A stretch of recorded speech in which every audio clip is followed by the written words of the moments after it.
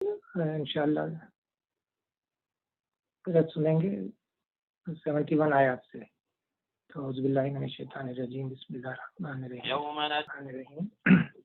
Screen نظر آ رہی ہے اس میں انشاءاللہ سورہ بنی اسرائیل کے رکوع 8 اور 9 پر آیات 71 سے 84 پر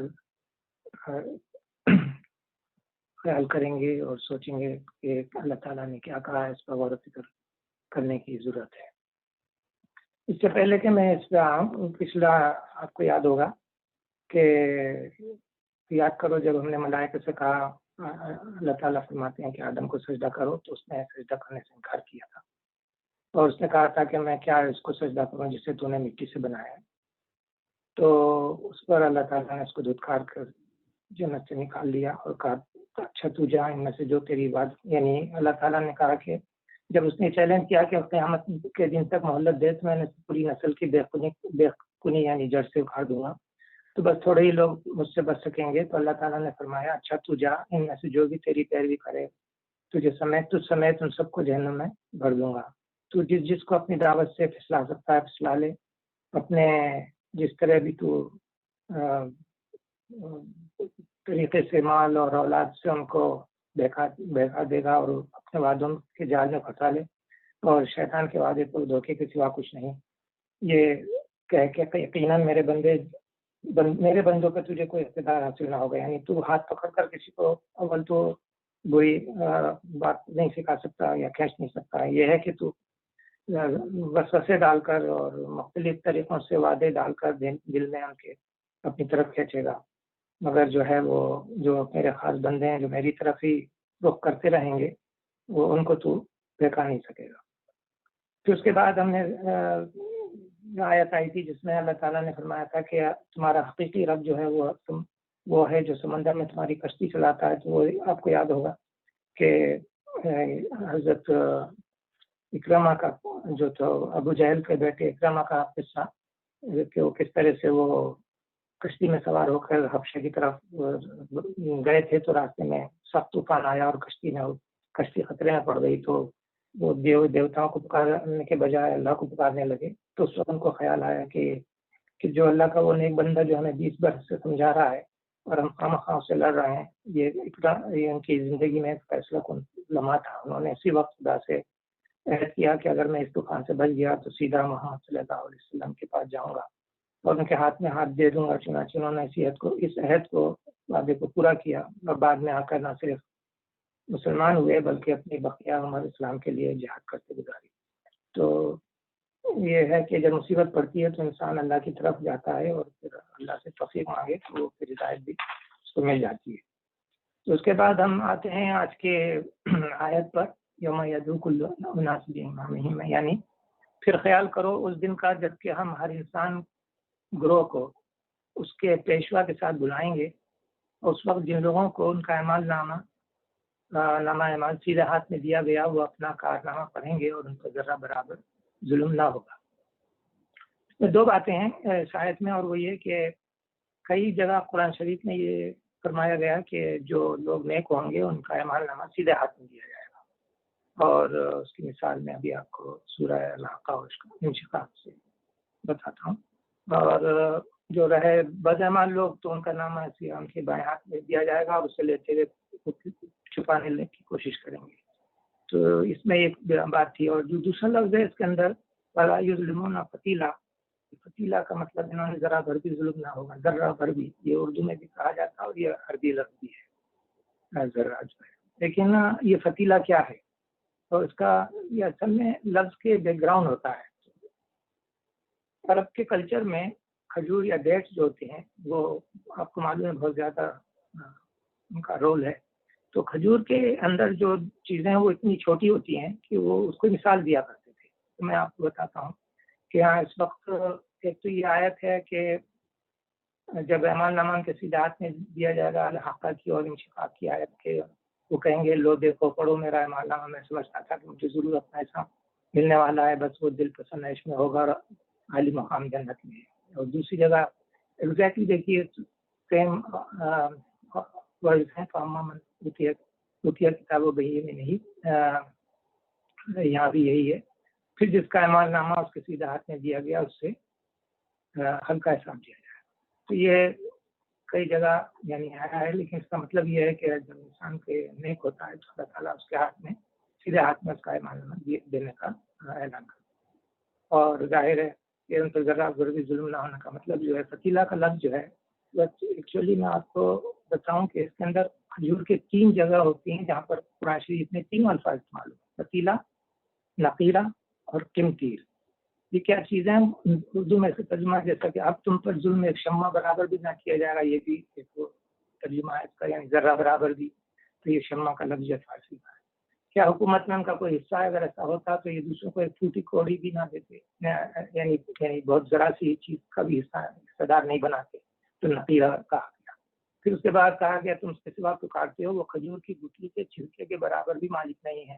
یہ اللہ تعالیٰ نے سورۃ فاطر میں کہا. یہاں لفظ ہے قطمیر.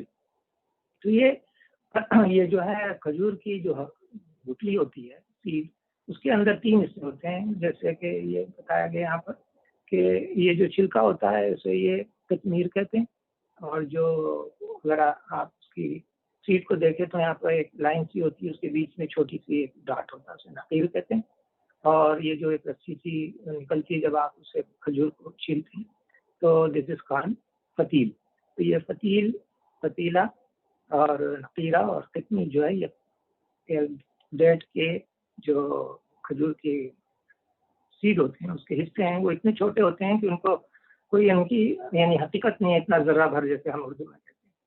تو بلکہ بعض اوقات ہم کہتے ہیں چیٹی برابر بھی نہیں، یعنی بالکل اینٹ کی برابر. تو اس طرح سے تو ایکچولی جو ذرہ کا لفظ ہے وہ بھی سورہ زلزال میں استعمال کیا ہوا ہے، اور اس کے اندر بھی ذرہ کا لفظ جو ہے صحیح معنوں میں اس کے جو لفظ کے ہیں وہ یہ کہ چینٹی کا جو یعنی اینٹ کا جو ایگ ہوتا ہے وہ اتنا چھوٹا ہوتا ہے، اس کی طرف اس کی مثال بھی اس میں ذرے کے معنی ہیں چینٹی کا انڈا، یعنی اتنا چھوٹا. تو اس طرح سے یہاں کے کلچر کے حساب سے یہ جو الفاظ استعمال ہوتے ہیں فلا یظلمون فتیلا، تو اس پہ ذرا برابر ظلم نہ ہوگا. تو یہ گرام اس کا فتیلہ کا ہے. اس میں آپ کو یہ 3 الفاظ آج یاد کر سکتے ہیں: فتیلہ، نقیرہ اور قطمیر. اور اس میں آپ کی تصویر سے آپ کو یاد رہ سکتا. آگے کی آیت ہے: اور جو اس دنیا میں اندھا بن کر رہا وہ آخرت میں بھی اندھا ہی رہے گا، بلکہ راستہ پانے میں اندھے سے بھی زیادہ ناکام. اس میں آبیس ہے کہ اس میں کوئی ہدایت نہ پائی. اور اے محمد صلی اللہ علیہ وسلم، ان لوگوں نے اس کوشش میں کوئی کسر اٹھا نہیں رکھی کہ تمہیں فتنے میں ڈال کر اس وحی سے پھیر دیں جو ہم نے تمہاری طرف بھیجی ہے، تاکہ تم ہمارے نام پر اپنی طرف سے کوئی بات گھڑو، یعنی اپنی طرف سے بات اس میں شامل کر دو. اگر تم ایسا کرتے تو وہ ضرور تمہیں اپنا دوست بنا لیتے. یہاں پر یہ کہنے کا مقصد ہے کہ جو پچھلے 10-12 سال سے محمد صلی اللہ علیہ وسلم کو مکے میں پیش آ رہا تھا وہ کیفیت کو بیان کیا گیا ہے کہ وہ یہ آپ کو کسی نہ کسی طرح مجبور کر رہے تھے کہ آپ ان کے شرک اور رسوم جاہلیت میں کچھ نہ کچھ مساحلت کر لیں، یعنی کچھ لینے اور کچھ دینے کی بات کریں، لین دین میں کچھ کمی بیشی کر لیں. اس غرض کے لیے انہوں نے آپ کو فتنے میں ڈالنے کی کوشش یہ کی تھی کہ لالچ بھی دیے، فریب بھی دیے، دھمکیاں بھی دیں، جھوٹے پروپیگنڈا کا طوفان اٹھایا، ظلم و ستم بھی کیا، معاشی دباؤ بھی ڈالا، معاشرتی مقاطع یعنی ان کو اسلیٹ بھی کر دیا. وہ سب کچھ کر ڈالا جو کسی انسان کے ارادے کو شکست دینے کے لیے کیا جا سکتا ہے. تو ہر چیز انہوں نے کر کے دیکھ لی لیکن وہ ناکام ہوئے. آگے شاید فرمایا کہ اور بعید نہ تھا کہ اگر ہم تمہیں مضبوط نہ رکھتے تو تم ان کی طرف کچھ نہ کچھ جھک جاتے، لیکن اگر تم ایسا کرتے تو ہم تمہیں دنیا میں بھی دوہرے عذاب کا مزہ چکھاتے اور آخرت میں بھی دوہرے عذاب کا. پھر ہمارے مقابلے میں کوئی مدد نہ پاتے. یہ بہت امپورٹنٹ ہے. اللہ تعالیٰ ساری خداد میں یہ فرما رہے ہیں کہ ایک ہی کہ اگر تم کو حق جان لینے کے بعد بھی باطل سے کوئی سمجھوتا کر لیتے تو یہ بگڑی ہوئی قوم تو تم سے ضرور خوش ہو جاتی، مگر خدا کا غضب تم پر بھڑک اٹھتا اور تمہیں دنیا اور آخرت دونوں ہی میں دوہری سزا دی جاتی. دوسرے یہ کہ انسان خواہ پیغمبر ہی کیوں نہ ہو خود اپنے بلبوتے پر باطل کے ان طوفانوں کا مقابلہ نہیں کر سکتا جب تک کہ اللہ کی مدد اور اس کی توفیق شامل حال نہ ہو. یہ سراسر اللہ کا بخشا ہوا صبر و ثبات تھا جس کی بدولت نبی صلی اللہ علیہ وسلم حق و صداقت کے موقع پر پہاڑ کی طرح جمے رہے اور کوئی سیلاب، کوئی مصیبت، کوئی بلا آپ کو ذرا بھر بھی اپنی جگہ سے نہ ہٹا سکے۔ آگے کی آیت ہے، اور یہ لوگ اس بات پر تلے رہے ہیں کہ تمہارے قدم اس زمین سے اکھاڑ دیں اور تمہیں یہاں سے نکال باہر کریں، لیکن اگر یہ ایسا کریں گے تو تمہارے بعد یہ خود یہاں کچھ زیادہ دیر نہ ٹھہر سکیں گے۔ یہ آپ دیکھیے کس قدر کلیئرلی یہ پیشن گوئی بتائی گئی ہے، یعنی یہ دھمکی ہی نہیں ہے بلکہ اس میں بالکل فورکاسٹ کر دیا گیا کہ یہ کیا ہونے والا ہے۔ یعنی آپ یہ دیکھیے کہ 10-11 سال کے میں ہی یہ بات ثابت ہو گئی کہ اس صورت کو جب نازل ہوئی تھی تو کفار مکہ نے نبی صلی اللہ علیہ وسلم کو وطن سے نکل جانے کا مجبور کر دیا تھا، اور اس پر 8 سال سے زیادہ نہ گزرے تھے کہ آپ فاتح کی حیثیت سے مکہ معظمہ میں داخل ہوئے، اور پھر 2 سال کے اندر سرزمین عرب مشرکین کے وجود سے پاک کر دی گئی کہ جو بھی اس ملک میں رہا وہ مسلمان ہو کر رہا، مشرک بن کر نہیں رہ سکا۔ تو یعنی اس پہ یہ تھا کہ انہوں نے نکالنے کی کوشش کی تھی، اور اس پر یہ کہا گیا کہ یہ خود بھی یہاں دیر سے نہیں ٹھہر سکیں گے۔ کلیئرلی یہ ایک طرح سے پیشن گوئی ثابت ہوئی۔ یہ ہمارا مستقل طریقہ کار ہے کہ جو ان سب رسولوں کے مقابلے میں ہم نے برتا ہے، جنہیں تم سے پہلے ہم نے بھیجا تھا، اور ہمارے طریقہ کار میں تم کوئی تغیر نہ پاؤ گے۔ یعنی مطلب یہ ہے کہ سارے انبیاء کے ساتھ اللہ کا یہی معاملہ رہا ہے کہ جس قوم نے ان کو قتل یا جلا وطن کیا، پھر وہ زیادہ دیر تک اپنی جگہ نہیں رہ سکے، پھر یا تو خدا کے عذاب نے اسے ہلاک کر دیا اس قوم کو، یا کسی دشمن قوم کو اس پر مسلط کر دیا گیا، یا خود اسی نبی کے فالوورز نے ان کو مغلوب کر دیا۔ یا اس کے یعنی یہ ہمیشہ یہی رہا ہے اللہ تعالیٰ کی سنت کہ وہ پھر اپنی بات کو منوا کے رہتا ہے۔ اس کے بعد جب کہ یہ مصیبتیں اللہ تعالیٰ نے دکھائی ہیں تو اس کے بعد ارشاد ہوا ہے کہ تمام مشکلیں اور مصیبتوں کا طوفان جو ہے اگر آئے آپ کو تو اس سے کس کا مدد دینا چاہیے، وہ ہے نماز۔ کہ اس کے بعد فوراً نماز کا ذکر کیا گیا۔ اللہ تعالیٰ نے یہ اشارہ کیا کہ ثابت قدمی حاصل کرنے کے لیے مومن کو جو چیز درکار ہے وہ اقامت صلاۃ ہے۔ اور یہاں سے قرآن اس میں نہ صرف یہی بلکہ قرآن شریف کے کئی جگہوں پر نماز کے مختلف اوقات کے بارے میں آیات آئی ہیں، لیکن یہاں پر جو ہے نماز قائم کرو زوال آفتاب سے لے کر رات کے اندھیرے تک، اور فجر کے قرآن کا بھی انتظام کرو، پڑھا کرو، کیونکہ قرآن فجر مشہود ہوتا ہے۔ اس کا کیا مطلب؟ اس کا مطلب سمپل یہ ہے کہ زوال آفتاب سے ہم نے یہاں پر طلوع شمس کا ترجمہ ہے، یعنی اس سے مراد آفتاب کا نصف النہار سے ڈھل جانا ہے، یعنی جو بالکل زینت ہوتا ہے اس سے جب ہٹ جائے تو وہاں سے پھر وہ جو ہے دوسری نمازیں شروع ہوتی ہیں فجر کے بعد، اس کا ذکر ہے۔ اور غسل اللیل کے معنی ہیں رات کا پوری طرح تاریک ہو جانا ہے، ڈارک ہو جاتی ہے جب رات، تو اس وقت اس کو عشاء کا آخر وقت کی طرف اشارہ ہے۔ فجر کا وقت جیسا کہ آپ سب کو پتہ ہے پوپٹنا، یعنی جب صبح سفیدی صبح رات کی تاریخ اپھاڑ کر نمودار ہوتی ہے تو اس وقت فجر ہوتی ہے۔ تو نماز کے لیے کہیں صلاۃ کا لفظ استعمال ہوا قرآن شریف میں، کہیں تسبیح، کہیں حمد، کہیں ذکر و قیام، رکوع وغیرہ۔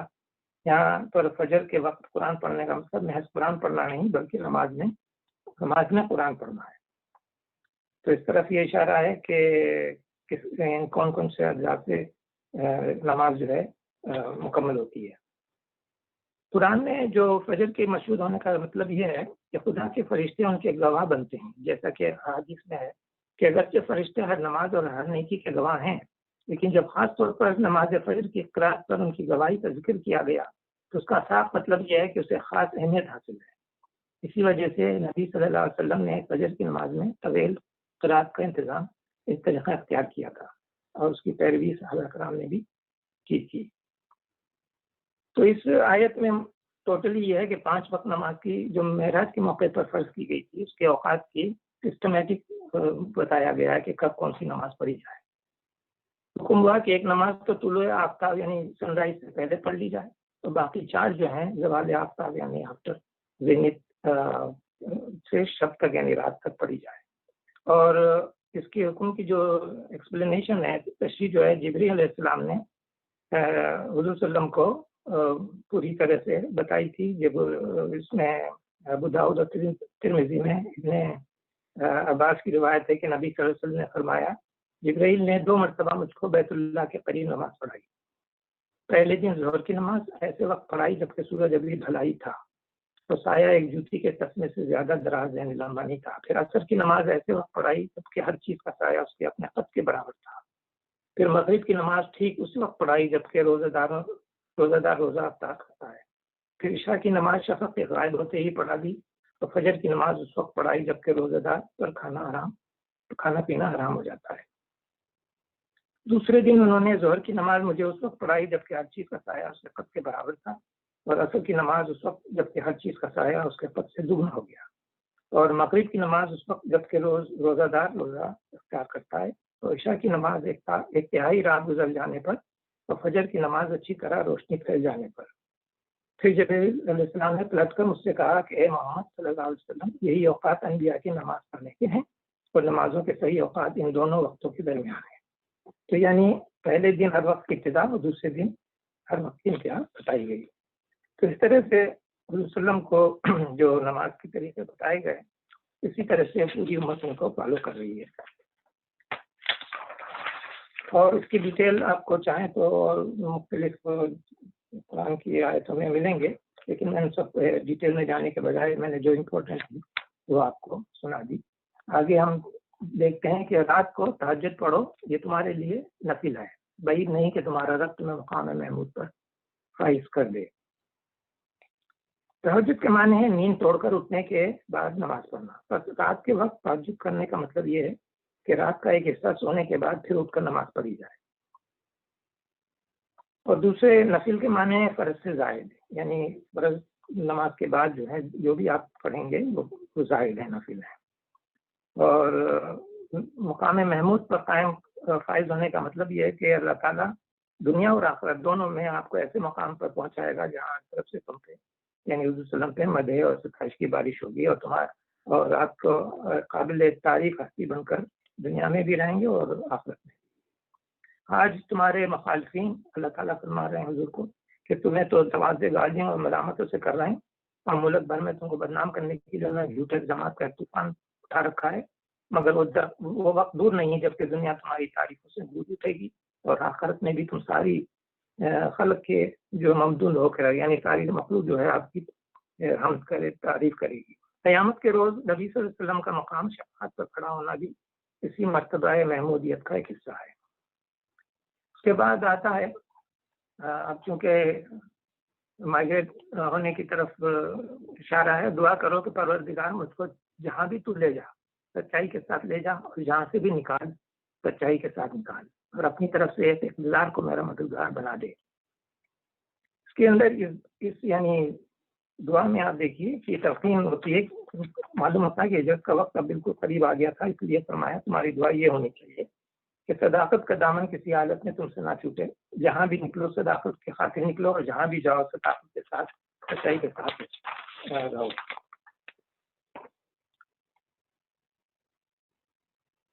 یہاں پر ایک پوائنٹ جو بتایا گیا وہ امپورٹنٹ وہ یہ ہے کہ مجھے خود اختیار عطا کر یا کسی حکومت کا مددگار بنا دے کسی حکومت کو میرا مددگار بنا دے تاکہ اس کی طاقت سے میں دنیا کے بگاڑ کو جو فواہش اور معاشی کے خلاف چلا رہا ہے اس کو روک سکوں قانون عدل جاری کر سکوں. اور یہی تفصیل جو ہے اس آیت کی حسن بصری اور فتاوی نے بھی کی ہے اور ابن جریر اور ابن کثیر نے بھی یہی لکھا ہے کہ اللہ تعالیٰ حکومت کی طاقت سے ان چیزوں کا سدباب کرتا ہے جن کا سدباب قرآن سے نہیں کرتا.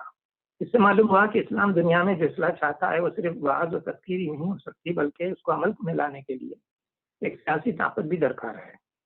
اور یہی اللہ تعالیٰ نے اس میں فرمایا کہ جب یہ دعا اللہ تعالیٰ اپنے نبی کو خود سکھائی ہے تو اس سے بھی ثابت ہوتا ہے کہ اقامت دین اور شریعت کو قائم کرنے کے لیے حکومت چاہیے اور اس کو حصول کرنا جو ہے ناجائز نہیں ہے بلکہ مطلوب و مندوب ہے. اور اعلان کر دو کہ حق آ گیا اور باطل مٹ گیا باطل تو مٹنے ہی والا ہے. اب دیکھیے یہ اس وقت اعلان ہو رہا ہے جبکہ مسلمانوں کی بڑی تعداد جو ہے مکہ چھوڑ کر حبش میں پناہ گزین ہو گئی اور باقی مسلمان سخت بے کسی اور مظلومی کی حالت میں مکے اور اطراف مکے میں ہیں اور خود نبی صلی اللہ علیہ وسلم کی جان ہر وقت خطرے میں ہے. اس وقت یہ بظاہر ایسا لگتا ہے کہ باطل کا غلبہ ہے، غلبہ حق کے آثار کہیں دور دور تک نظر نہیں آتے ہیں، مگر اس حالت میں نبی صلی اللہ علیہ وسلم کو حکم دیا گیا کہ تم صاف صاف ان باطل پرستوں کو سنا دو کہ حق آ گیا اور باطل مٹ گیا۔ ایسے وقت میں یہ عجیب اعلان لوگوں کو صرف زبان کا بات محسوس ہوا اور انہوں نے ٹٹوں میں اڑا دیا، انہیں مذاق اڑا دیا، انہوں نے کہا کہ یہ کیا بات ہوئی۔ اور دیکھیے نا کہ ہر طرف لگے جا رہے تھے مسلمان، اور ان سے یہ کہا گیا کہ یہ کہو کہ حق آ گیا اور باطل مٹ گیا۔ مگر دیکھیے اس کو 9 برس ہی گزرے تھے کہ نبی صلی اللہ علیہ وسلم اسی شہر مکے میں فاتح کی حیثیت سے داخل ہوئے، اور آپ نے کعبے میں جا کر اس باطل کو مٹا دیا جو 360 بتوں کی صورت میں وہاں سجا رکھا تھا۔ بخاری میں حضرت عبداللہ بن مسعود رضی اللہ تعالیٰ کا بیان ہے کہ فتح مکے کے دن حضور صلی اللہ علیہ وسلم کعبے کے بتوں پر ضرب لگا رہے تھے، یعنی مار رہے تھے، اور آپ کی زبان پر یہ الفاظ جاری تھے کہ جاء الحق و زاق الباطل ان الباطل کان زہوقا، جاء الحق ما یبدی الباطل ما یحیی۔ یعنی دیکھیے آپ کس طرح سے حرف بحرف ثابت ہوتا ہے اس آیت کا مطلب جو عملاً ہوا ہے مکے کے فتح کے بعد۔ اب یہ شاید ہم اس قرآن کے سلسلہ تنزیل میں جو کچھ بیان کر رہے ہیں جو ماننے والوں کے لیے تو شفا اور رحمت ہے، مگر ظالموں کے لیے خسارے کے سوا اور کسی چیز کا اضافہ نہیں ہوتا۔ اس میں یہ جو شفا کا لفظ ہے یہ قرآن شریف میں اور جگہ بھی آیا ہے، جیسے یہاں پر سورہ یونس میں آیا ہے کہ لوگوں تمہارے پاس تمہارے رب کی طرف سے نصیحت آ گئی ہے۔ یہ وہ چیز ہے جو دلوں کے امراض کی شفا ہے، اور جو اسے قبول کر لیں اس کے لیے رہنمائی اور رحمت ہے۔ آپ دیکھیے کہ جو لوگ قرآن کو اپنا رہنما اور اپنے لیے کتاب آئین مان لیں، ان کے لیے تو یہ خدا کی رحمت ان کے تمام ذہنی، نفسانی، اخلاقی، تمدنی مرضوں کا علاج ہے۔ مگر جو ظالم اسے رد کر کے اس کی رہنمائی سے منہ موڑ لے تو اپنے آپ پر ہی ظلم کرتا ہے۔ ان کی یہ قرآن اس حالت میں بھی نہیں رہنے دیتا جس پر اس کے نزول سے یا اس کے جاننے سے پہلے تھا، بلکہ انہیں الٹا اس سے زیادہ خسارے میں ڈال دیتا ہے۔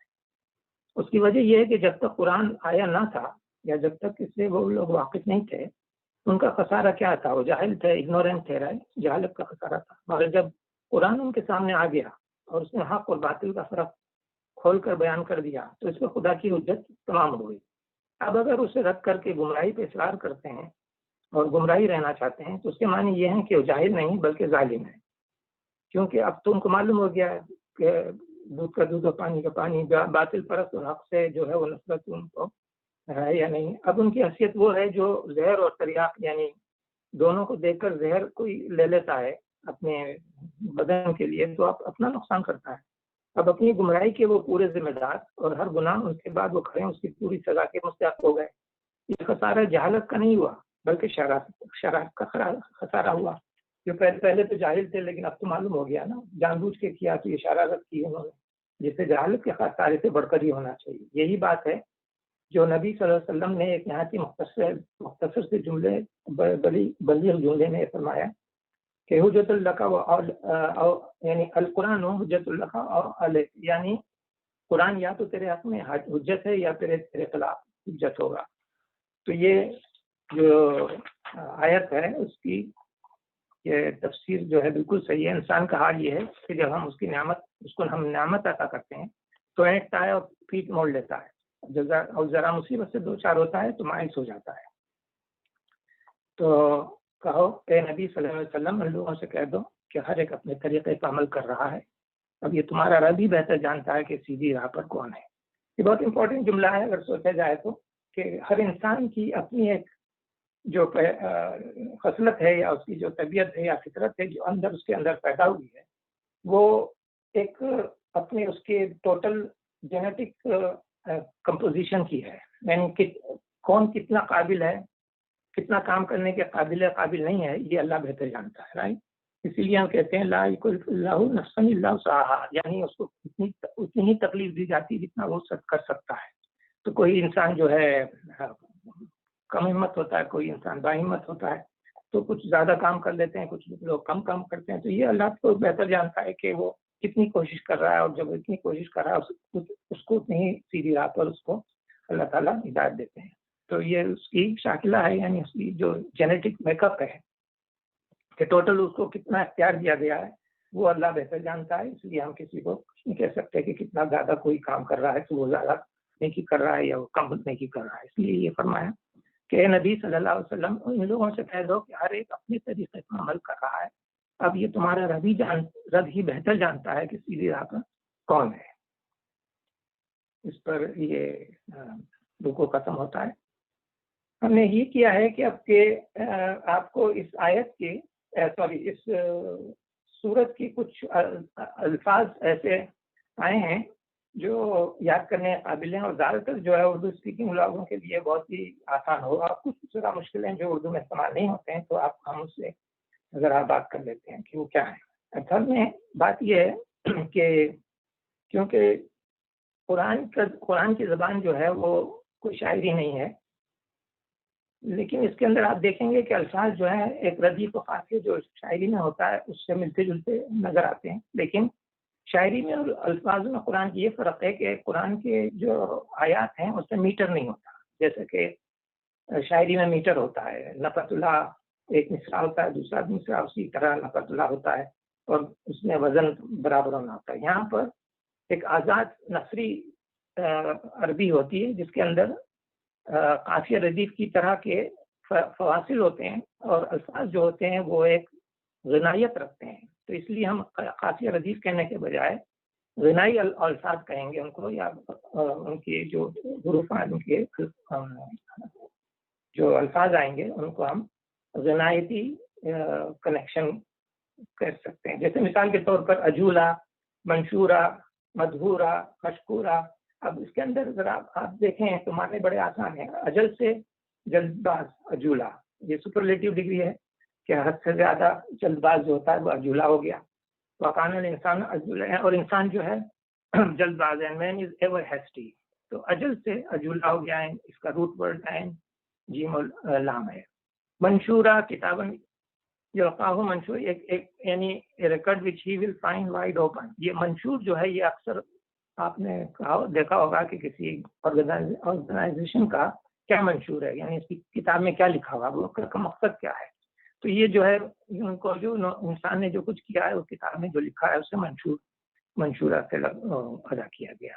اچھا، مدھورہ. اب یہ لفظ جو ہے اردو میں اتنا مشہور نہیں ہے، لیکن اس کا مطلب ہے کہ دھکیلا، he will be gone there in disgrace and rejected.